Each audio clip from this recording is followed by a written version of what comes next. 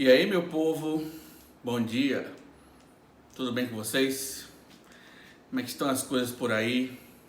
Eu espero que estejam muito bem. Meus amados, vamos para mais uma reflexão da nossa manhã de domingo. Hoje, mais um dia do Senhor. É momento de nós agradecermos a Deus, pela sua bondade, pela sua misericórdia, por tudo que Ele tem feito em nossas vidas. Hoje é dia de nós descansarmos no Senhor. Eu sei que na verdade nós já temos descansado bastante ultimamente. Muitos de nós não estão nas suas rotinas diárias, mas a gente sabe que mesmo dentro de casa tem muita coisa para se fazer, né? E a gente acaba arrumando coisa para fazer. Mas vamos nessa manhã meditar no texto da palavra de Deus, que se encontra no Salmo 133, aquele famoso salmo sobre comunhão. E eu queria refletir sobre isso nessa manhã, meus irmãos. Diante desse isolamento que nós estamos, isso tem me feito refletir bastante sobre comunhão, sobre como é importante estarmos em comunhão. É claro que a nossa comunhão, ela não é apenas física ou somente física, mas ela é também física. Acima de tudo, a nossa comunhão está no sangue de Cristo. Nós pertencemos ao mesmo povo por causa do sangue que foi derramado, pelo pacto, pela aliança que Deus tem com o seu povo. E nós fazemos parte dessa aliança. Então, mesmo os nossos irmãos do passado, os que agora estão e os que ainda se achegarão ao corpo de Cristo, nós já temos comunhão plena com esses, Mas, contudo, é importante nós relembrarmos da importância da comunhão presencial, que faz parte também da nossa comunhão, vamos dizer assim, a nossa comunhão espiritual.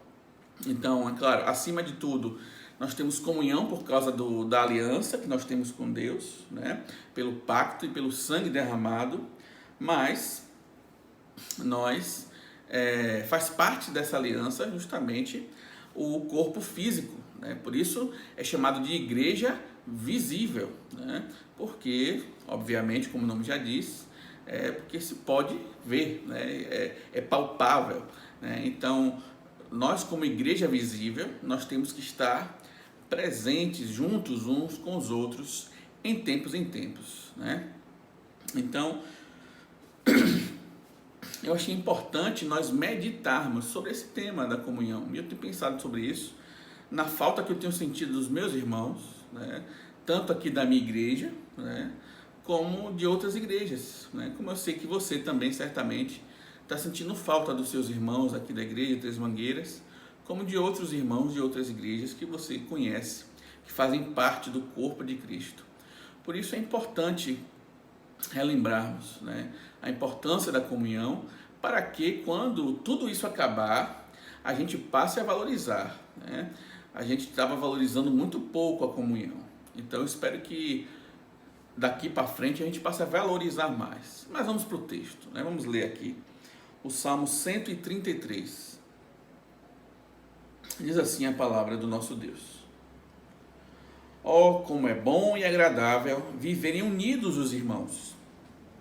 É como óleo precioso sobre a cabeça, o qual desce para a barba de Arão, e desce para a gola de suas vestes. É como o orvalho do Hermon, que desce sobre os montes de Sião. Ali ordena o Senhor a sua bênção e a vida para sempre. Vamos orar. Nosso Deus e amado Pai, nós te louvamos e te bendizemos. Ó Deus, muito obrigado pela sua bondade e misericórdia.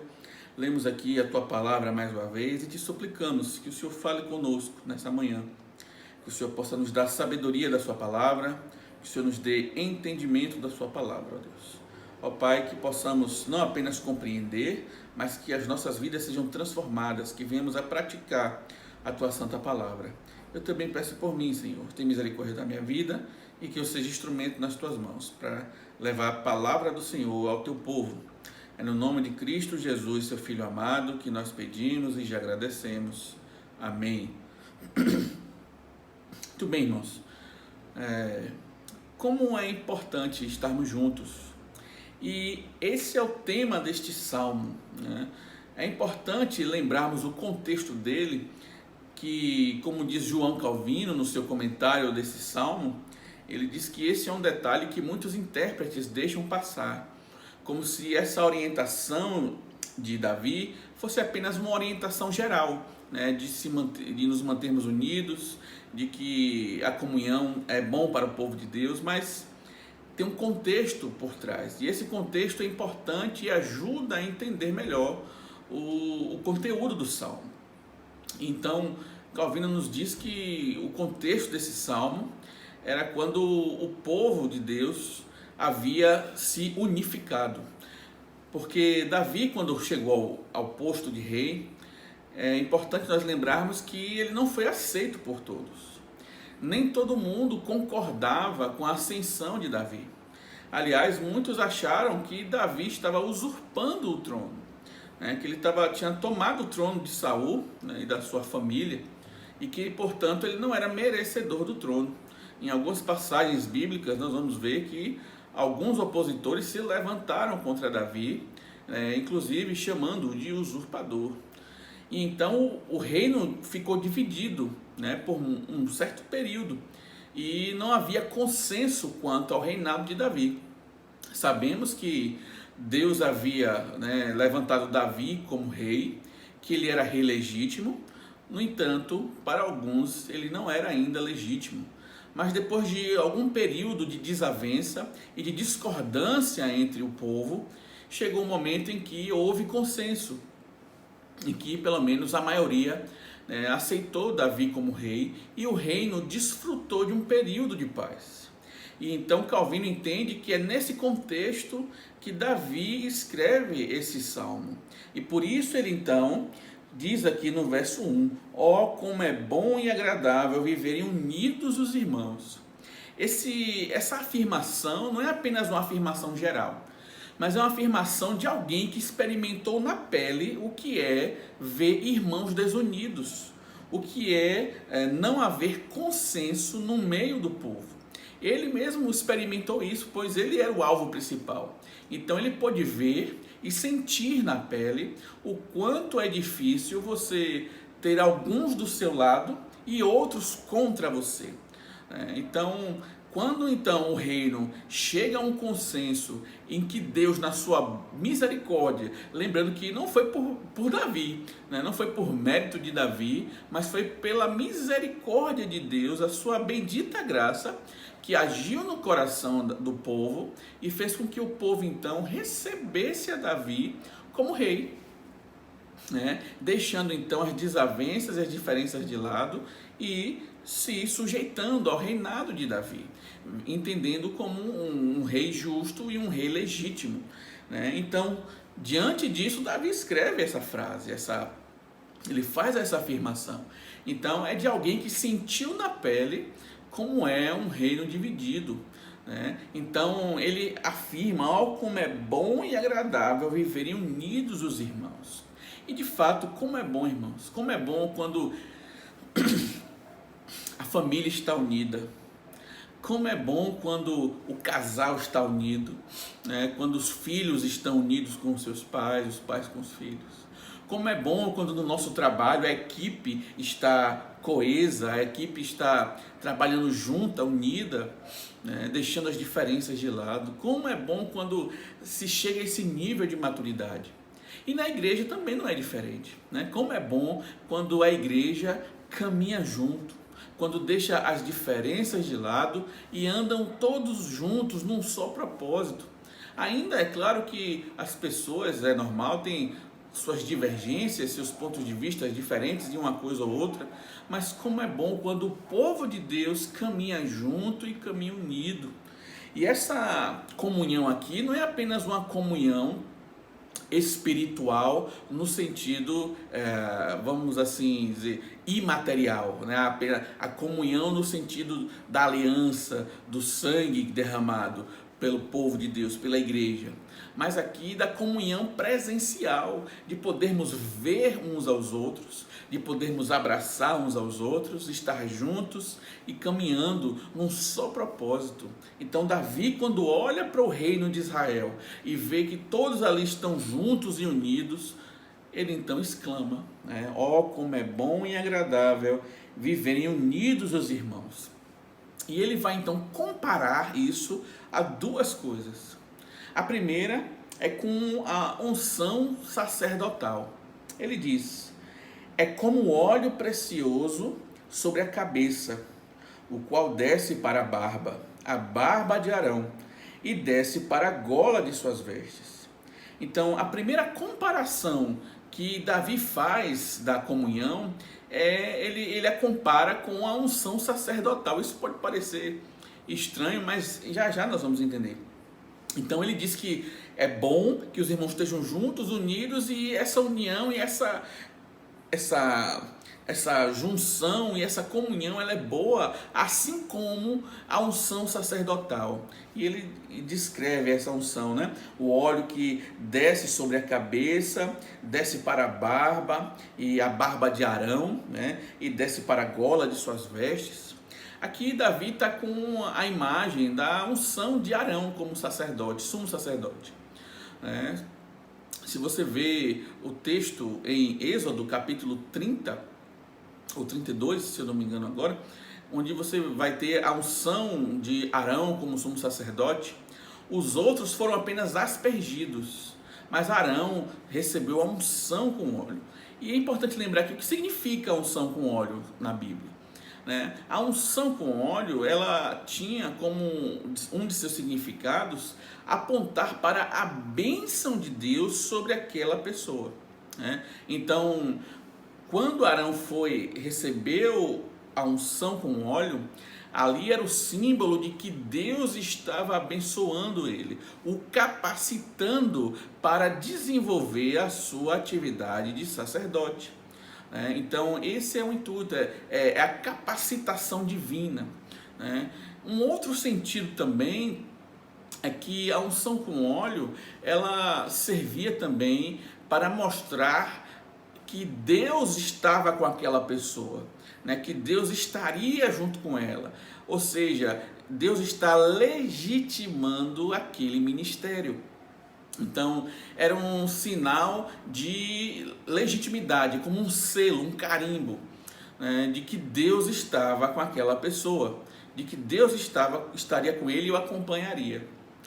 Então, o que Davi está querendo dizer aqui é que a comunhão com os irmãos é tão boa, assim como a unção com óleo, né? Que foi feita ali sobre Arão, porque ela mostra a bênção de Deus. Então, o que Davi está querendo dizer é que a comunhão dos irmãos é boa porque Deus a abençoa, porque Deus derrama a sua bênção sobre os irmãos. Ali Deus derrama a sua bênção. Deus então está com o povo, Deus estará guiando aquele povo e capacitando aquele povo.